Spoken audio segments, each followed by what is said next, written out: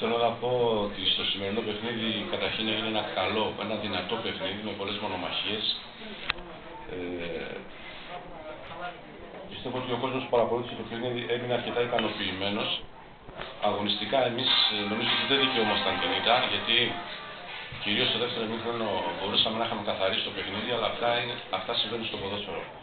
Όταν κάνεις τέτοια λάθη ατομικά και όταν έχεις τέτοια ατυχία εξ επαφής, να μην μπορείς να στρίξεις την μπάλα στα δίχτυα και να χτυπάει στο δογάρι, όλα τα αποτελέσματα που πλέον είναι πιθανά.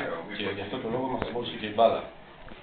Εμείς από τη μεριά μας αφήσαμε ένα πρώτο ημίχρονο και ασχοληθήκαμε περισσότερο με το διαιτητή, με τα σπαντσοσφυρίγματα του διαιτητή, που πιστεύω ότι μας αδίκησε σήμερα.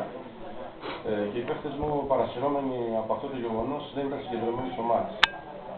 Στην επανάληψη μιλήσαμε, είπαμε να το διορθώσουμε αυτό, να μην ασχοληθούμε καθόλου με το διαιτητή. Ήμασταν συγκεντρωμένοι στο παιχνίδι, αλλά νομίζω ότι δεν είχαμε και την τύχη στην τελική προσπάθεια για να μπορέσουμε να κερδίσουμε αυτό το παιχνίδι που πιστεύω ότι κατά την άποψή μου το δικαιούμασταν.